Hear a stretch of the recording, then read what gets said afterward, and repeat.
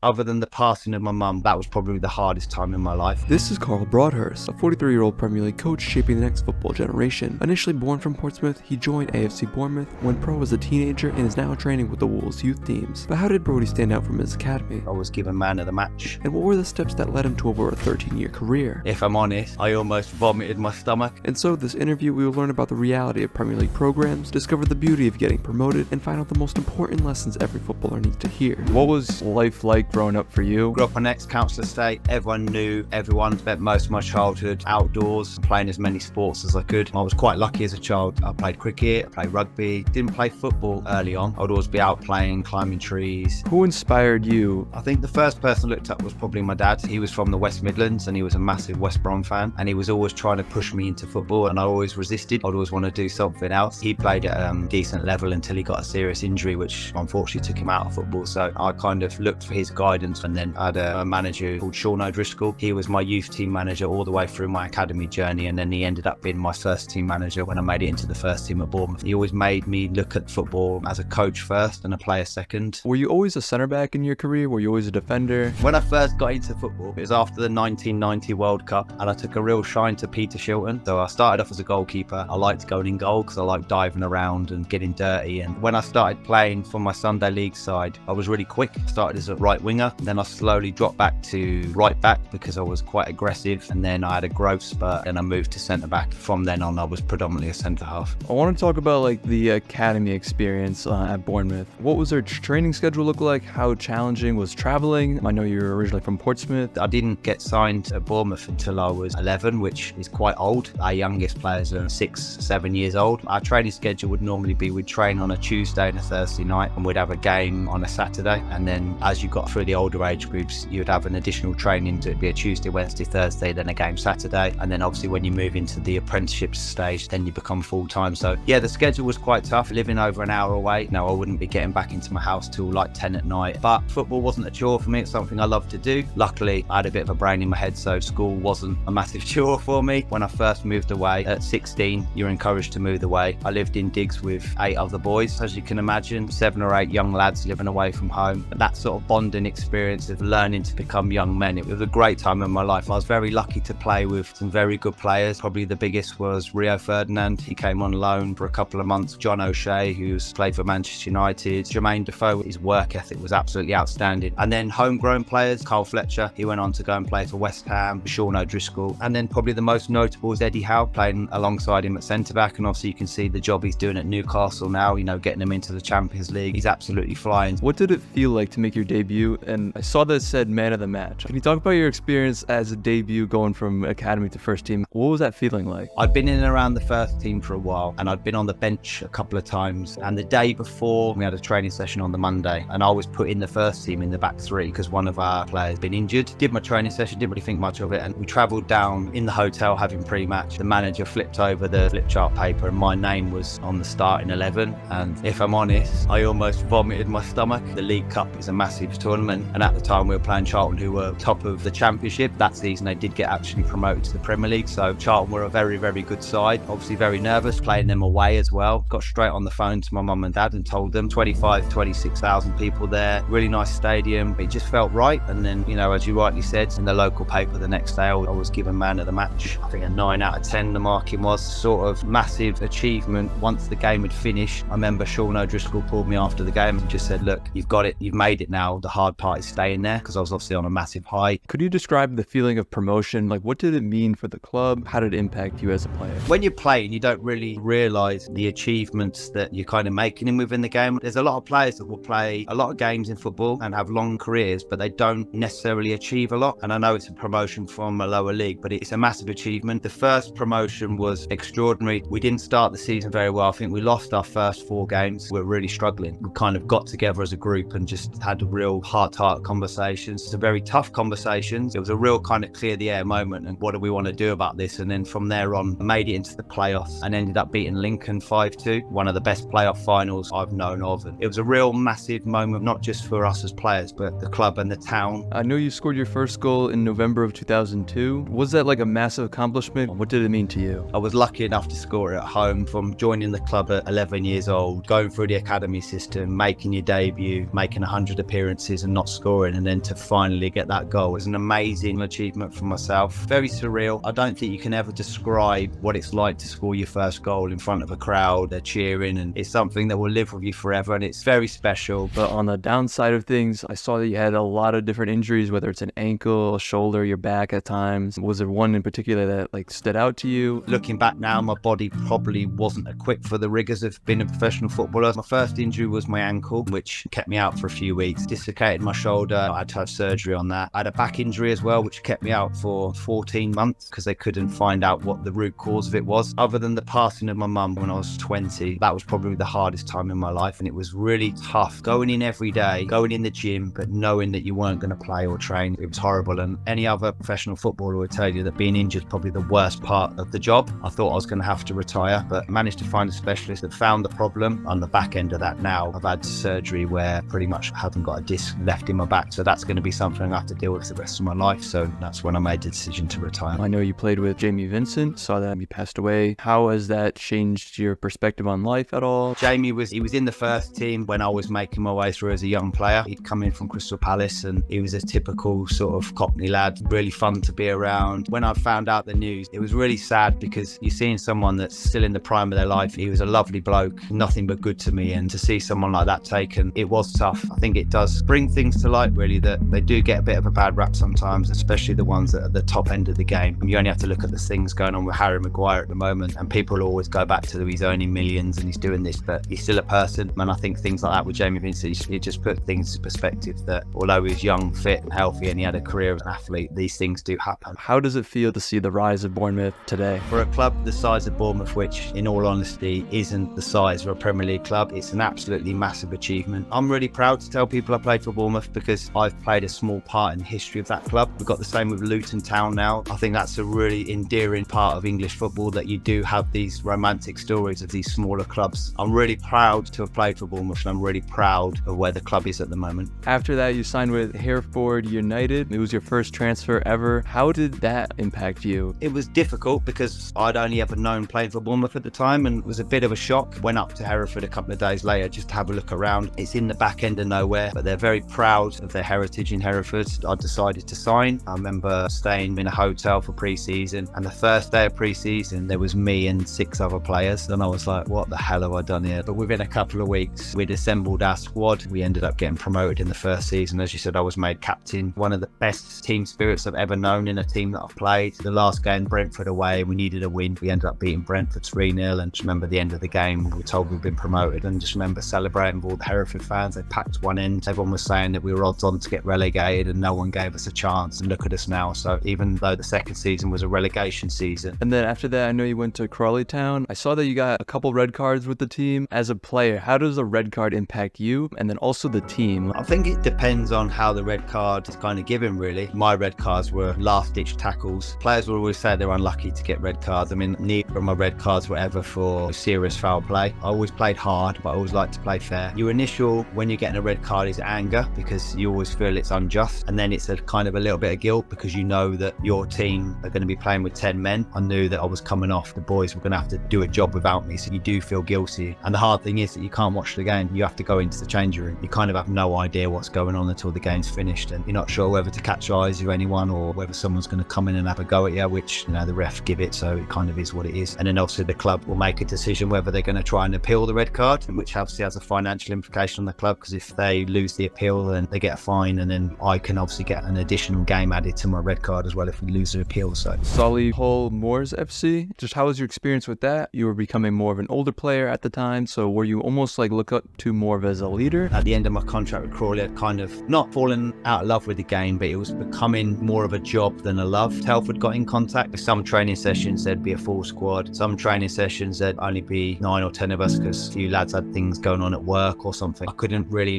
compute it because I was used to just training full time all the time. Come to the end of pre-season, I managed to get a job, and then a friend of mine that I played with at Hereford, he was at Solihull at the time, and he said, look, Broady, do you fancy getting back into football? Solihull need a centre half. Played a season for them. My body was telling me that I couldn't continue for much longer. I had a conversation with the manager at the end of the season and said, look, I don't think I can play any longer. And he said, well, look, how do you feel about being my assistant manager? And I said, yes. That was a difficult transition because when you're in the change room, you're all mates and you're having a laugh. When you become their kind of assistant. It's more of like a sort of serious role, and you're having to make decisions about them playing and stuff. It was tough at a club that had no money. The budget was very small, and trying to entice players to come in knowing that we couldn't pay them that much. We didn't know how certain things were going to work. It was carnage at times, but it was a really good learning experience. If you were to compare a League Cup match versus an FA Cup match versus like an actual league match, what was like the atmosphere difference? Yeah, the atmospheres were different. It would all depend on the game. In the League Cup, when we knocked out Blackburn, who were in the Premier League at the time, when we were in League One, we beat them on penalties. It was at Ewood Park, so the Blackburn fans were expecting Blackburn to just blow us away, and that didn't happen. Probably one of the quietest Premier League grounds you'd ever been in, because their crowd were quite shocked.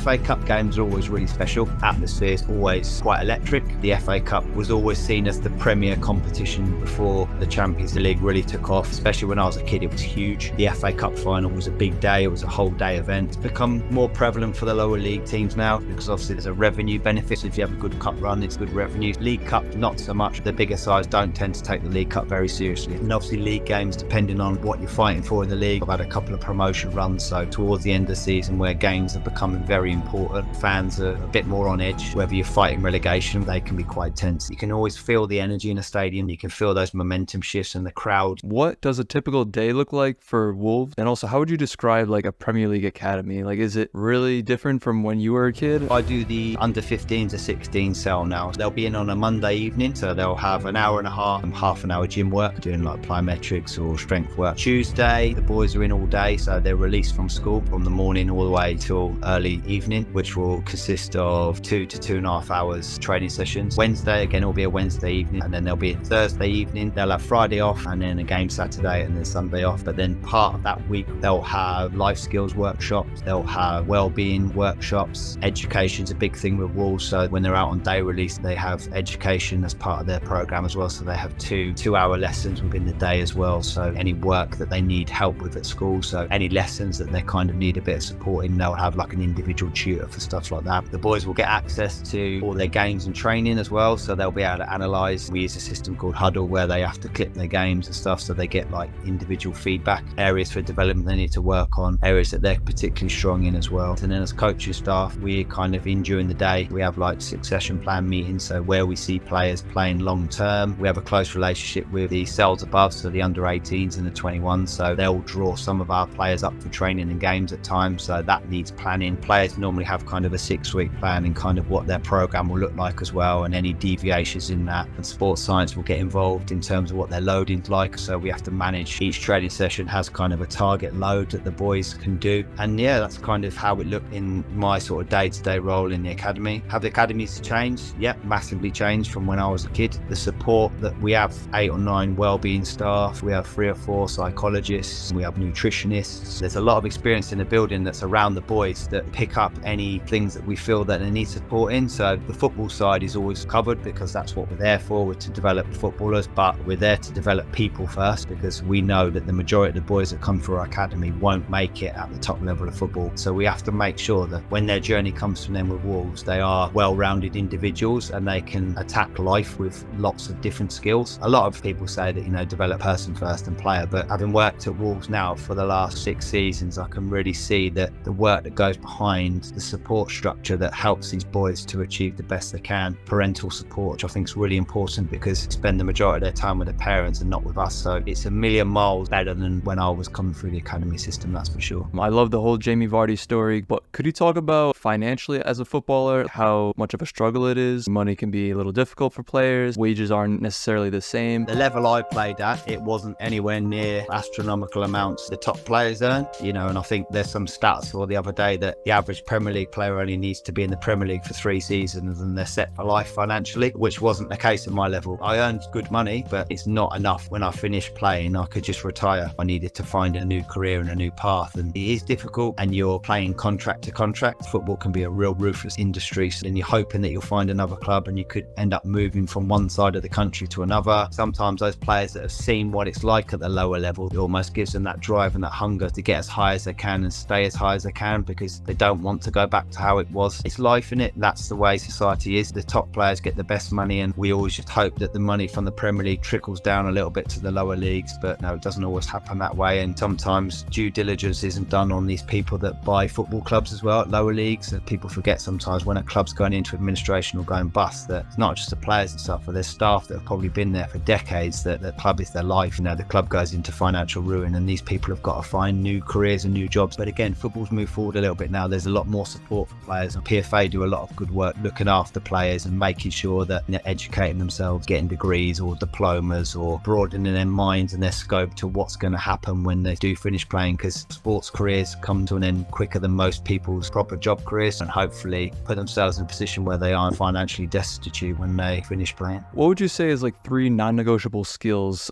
defenders need to have? I would say desire, focus, and pessimism. As a defender, you have to be expecting the worst to happen. Your job is ultimately to stop people from scoring, so you have to have that mindset of what if, and when the team are at the other end doing all the magical skills and trying to score goals, you're thinking, well, if they lose the ball, we've got to stop the goal from going in. I think you've got to have a lot of desire to being a defender and a lot of focus. I think it's similar to being a goalkeeper, where if you make a mistake, it can be very costly for the team. You have to have a high level of focus, because if your team's particularly good at attacking, you can spend a lot of time away from the ball. It's making sure that you're ready to be called upon when you need to do your job. What would you say is one last piece of advice you would tell yourself if you were like 13, 14, 15 years old right now? Probably say live in the moment more. As a footballer, you're kind of thinking what's next all the time, so you're thinking about the next training session, the next game. They're almost just snapshots in my mind. I would like to have a greater span of that memory. Live in the moment, enjoy the career. Football gave me an amazing life and I loved every minute of it, and I probably would give up quite a bit to just experience that again, but probably living in the moment a little bit more and appreciating everything that comes with being a footballer, because it is an amazing career. Massive thanks to Karl, as I wish you the best in your coaching career. And please drop a like on the video, because if it wasn't for him, this video wouldn't be possible. But if you want to see more, check this interview out.